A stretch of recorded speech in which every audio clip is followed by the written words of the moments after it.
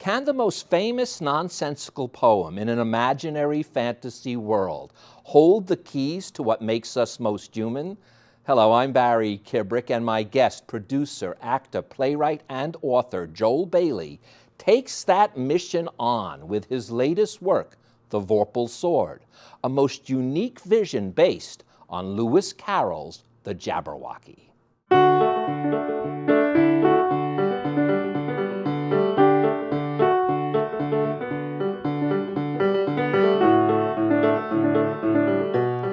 Joel, welcome to the set of Between the Lines. This is one of those times where just the concept alone made me have to have a guest on the show. I welcome you, my friend. Thank you, Barry. It's wonderful to be here. Well, I've got to let everybody know what this is that you did was you took the most nonsensical poem in the English language, according to Wikipedia at least, The Jabberwocky by Lewis Carroll.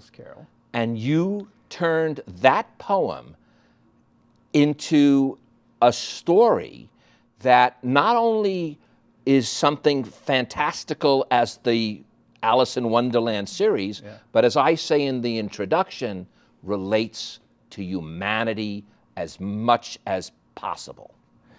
Well, thank you.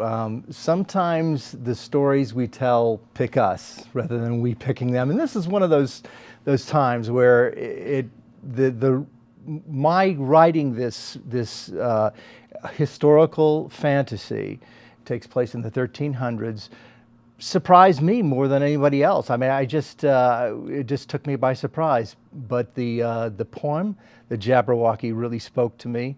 And it was one of those things that just wouldn't let me go until I wrote it. Well, you know, I would not usually do this type of book. I don't do fantasies on my show.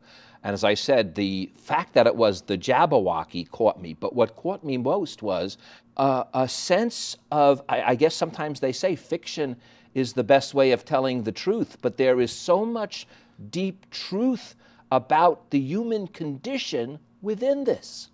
Just being here is a pleasure for me, only because you're the type of reader who picks up on things that sometimes are subconscious or unconscious that the writer was going for, but you have a way of articulating things that you experience during the read that reinforce to a writer that especially I've heard in other episodes that I've watched, you talk about the human condition often, and it's one of the reoccurring themes on this wonderful show of yours. So I thank you for that. Well, thank you, my friend, for saying so. And I'm going to start with it again just with that, because the thing I picked up on first was this connection between the spiritual and the physical.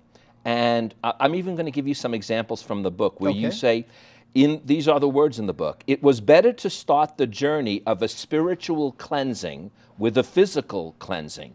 And then you say later on in the book, spiritual rest and physical rest go hand in hand. And I know for certain that I find when I do the physical activity that I enjoy doing, I find that that is much more important to my mind and my spirit than it literally is even to my body. Yeah, that's interesting. I'll say that the spiritual aspect of this story, this novel, was important to me in that the lead character, Finn, the story starts out on a pilgrimage he's making to make his life whole again, to find a way to atone for what he believes are things that may have gone wrong after losing his entire family to the plague, which, again, this novel takes place in the 13th century. The 1300s. And that pilgrimage of doing the physical, going out into the world to journey out beyond what he knows, because he's from this tiny little village, into an unknown territory for a spiritual act is something that I think is a very brave thing on his part.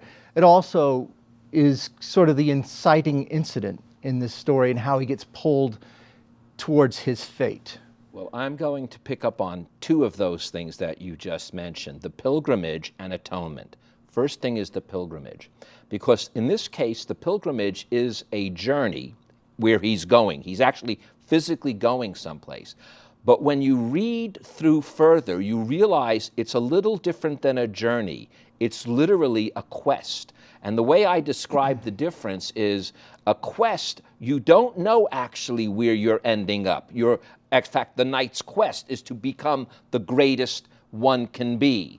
It's not sure of a particular place. And this pilgrimage as well becomes really a quest because the destination almost becomes irrelevant to what is being learned by the task. Yes, true. And that destination does get cast aside for greater things that happens in this person's life, where he had his mind and his heart set on one thing, and he gets pulled along by fate in another direction. And something happens to him that goes way beyond his expectations in life, because he starts life out as an apprentice to his father, who was a gong farmer. In the medieval time, they called sanitation workers gong farmers because they would go around cleaning out the cesspits. So you can't get much lower in life than starting out as a peasant who's a apprentice gong farmer.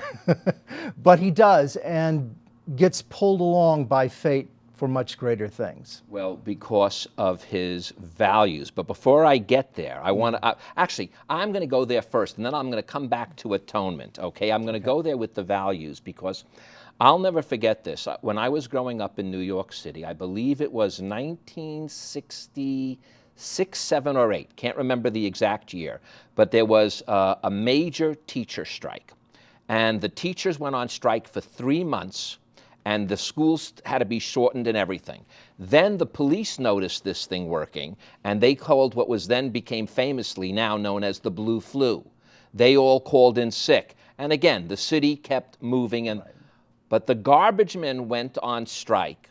The dung or gong farmers went on strike. The sanitation people, they had to call in the National Guard by the second day, and they had to settle the strike by the third, because you don't realize how important the sanitation is. So we have to be careful.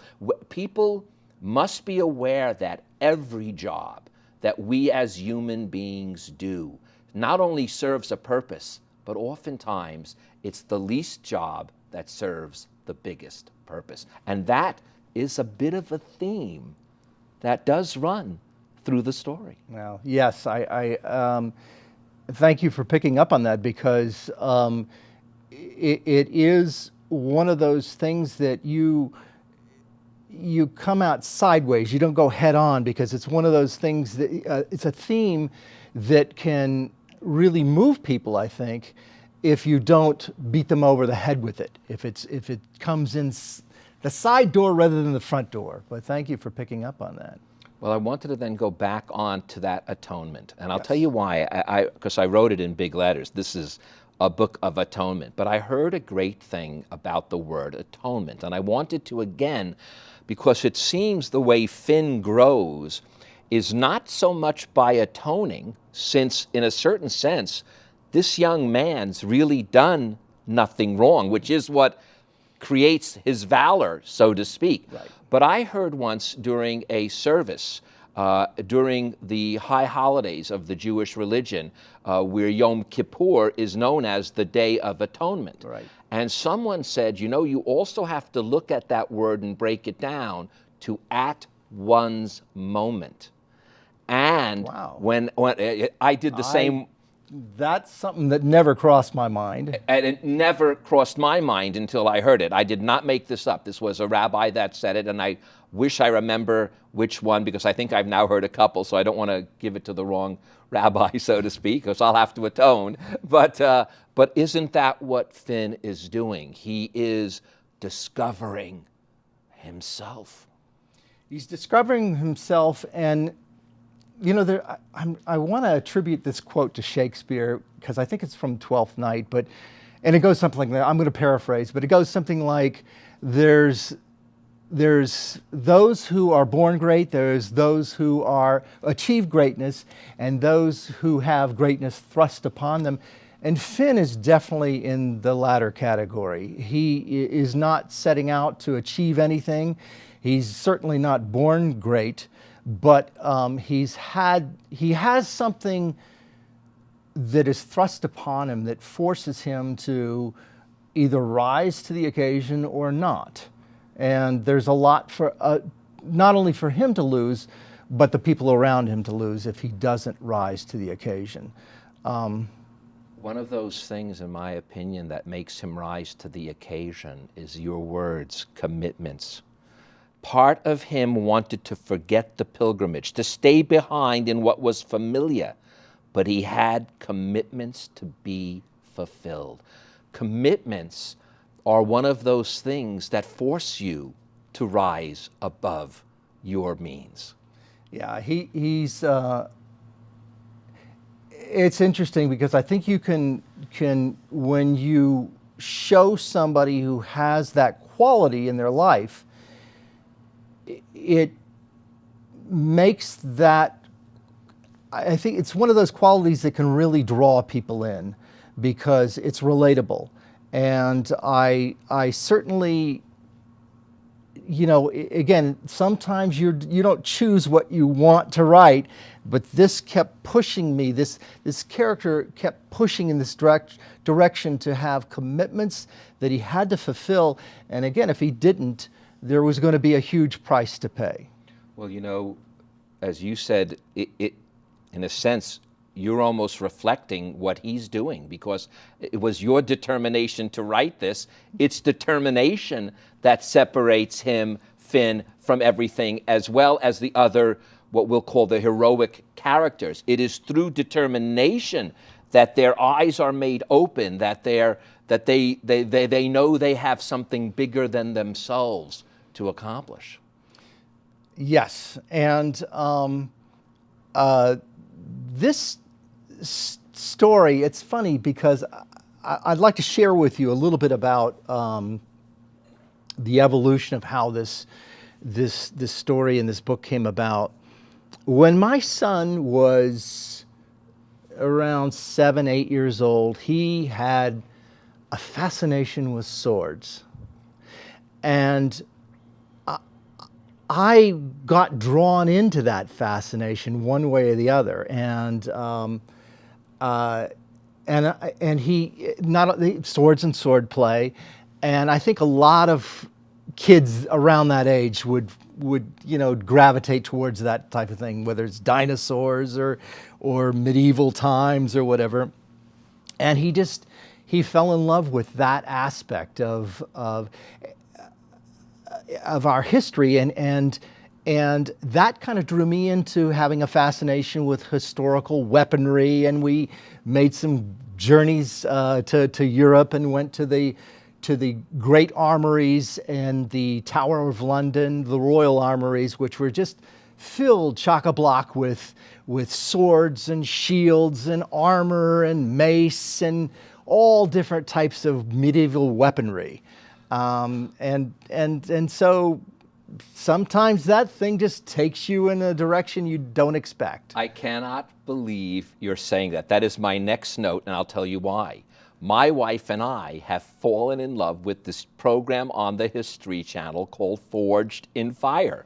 And what it is, and it's bizarre, I knew that I could get off on it. The fact that my wife gets off on it is like amazing to me, because it's definitely not, it's just not usually the type of thing my wife would get into, you'd think. But it's all about building of swords. And I always loved this one analogy that you sort of you never state it, but it's made within the book. And that is when you forge something, what you're doing. I remember having this conversation with Sir Ridley Scott from his film Kingdom of Heaven. You're taking the iron or the steel and you're hardening it. Yeah. You have to keep hardening it and hardening it, pounding it, beating it, heating it. And that is, in a certain sense, what we humans have to go through. The same thing in order to achieve the sharpest we can be. We have to go through the forge of life. That's why I love this show so much. It's because of those observations. They're just so, I hadn't thought of that aspect, but it's so true. I haven't seen that show, by the way. I heard it's phenomenal on the History Channel, right? I haven't seen an episode of it, but I look forward to watching it. But in this novel, there's a character of Duff, and he is an armorer for the royal family. And I learned so much about, working with metal. I had to, make a deep dive into that. By the way, I have to say you did a great job. As a forged in fire man, you use Damascus steel, you do everything right, you know when to quench. I know the whole story now, so kudos, okay? Well, it's you find different things about an epic or a period that you gravitate towards. And for me, it was the crafts, it was the trades of that time, the medieval period, that I just found fascinating. The more you would dig into, whether it was it could be something as like beekeeping, and how did they keep bees in the Middle Ages? It could be armory. It could be making clothes and spinning wool and all those things that we have kind of gone into the background of our lives now because everything's done for us in that respect. But here you had to do it for yourself or engage a tradesman to do it for you. So. But what you bring out, and you bring it out from the sword itself, as you say, the Vorpal understood and was aligned with intentions and purpose. And intentions and purpose are the key to almost any human successful endeavor. So whether it is being an armorer, a baker, a lawyer, a teacher, a cab driver, a senator, if you do it with purpose and intention, you are literally a creator of an aspect of life. Yeah. It's getting back to the intent, to the sword itself. One of the things that I found interesting about Lewis Carroll's poem that out of it was his sequel to Alice in Wonderland. It was called Is that Through the Looking Glass? Through the Looking Glass, right. Yes. Thank you. You made me look it up because I had to when I was doing before I got on the show. So that's how I knew. Well, I thought to myself when I read the poem, I thought, well, what enables this particular sword to slay this monster, this Jabberwocky? And I thought to myself, well, what if it had a life of its own that was, even though it's not a living thing, what if it was imbued with a life of its own, and could whoever possessed it, it could align themselves to what they were thinking, what they were feeling, and what they were wishing. And that's how that came about. But you're also aware of what the difficulty of that lies in when you tell us these words. My head tells me to wait for a more judicious time.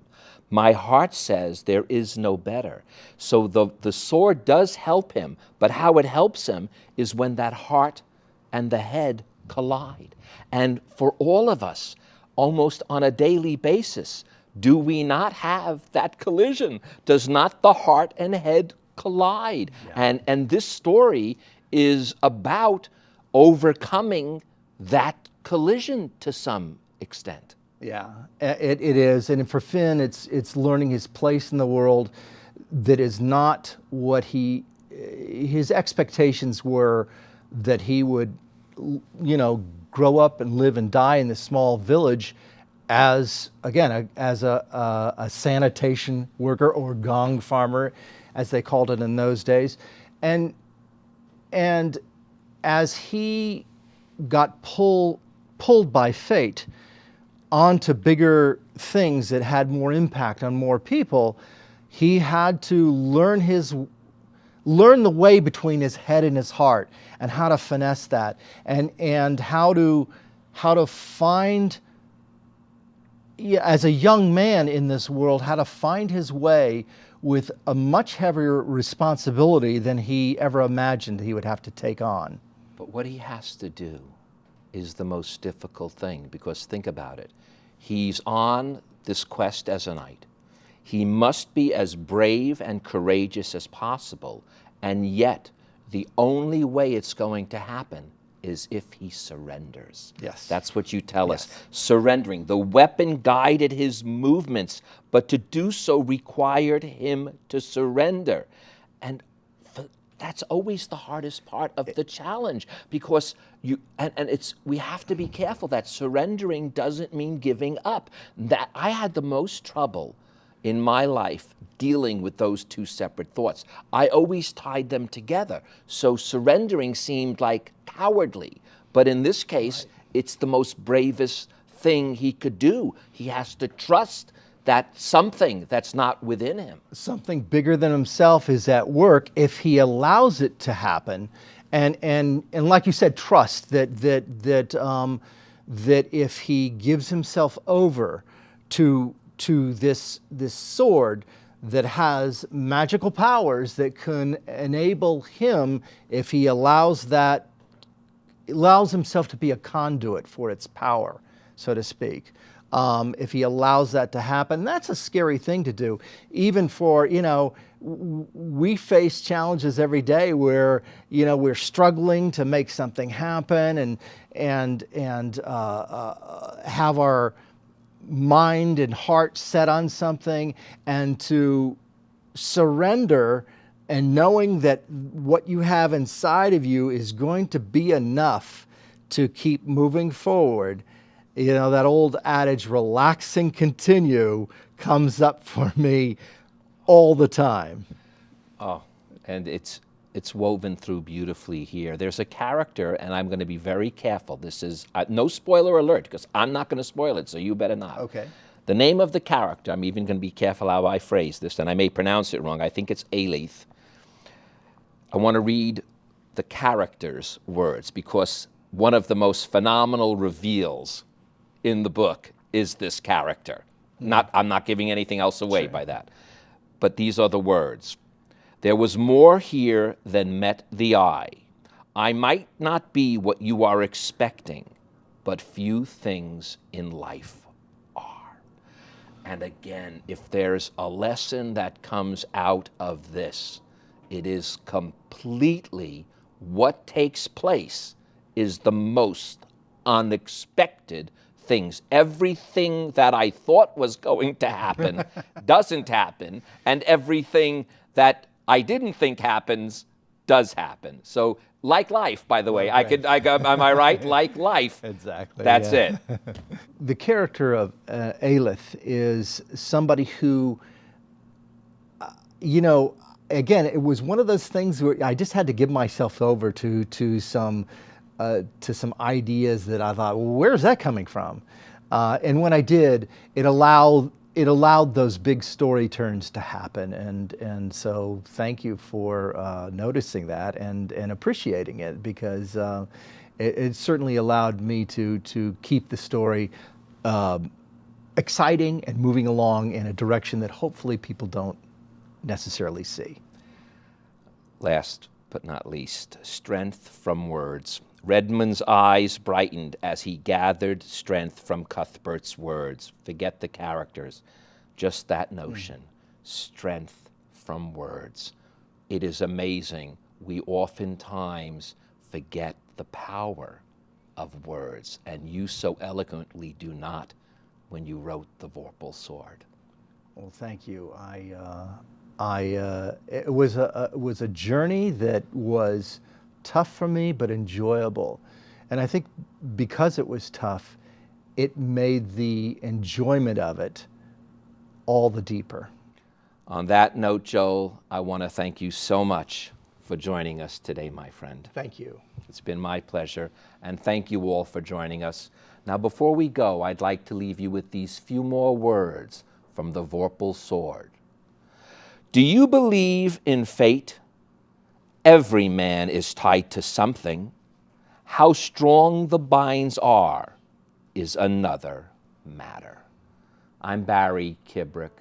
We are all tied to something. Maybe it's fate, maybe it's chance. But between either one of them, what matters most are the ties that bind us all together. Thank you, my friend. To connect with Barry, like him on Facebook and follow him on Twitter @Barry Kibrick. And to contact Barry directly, view past episodes of Between the Lines, and read his weekly blog, visit us at barrykibrick.com.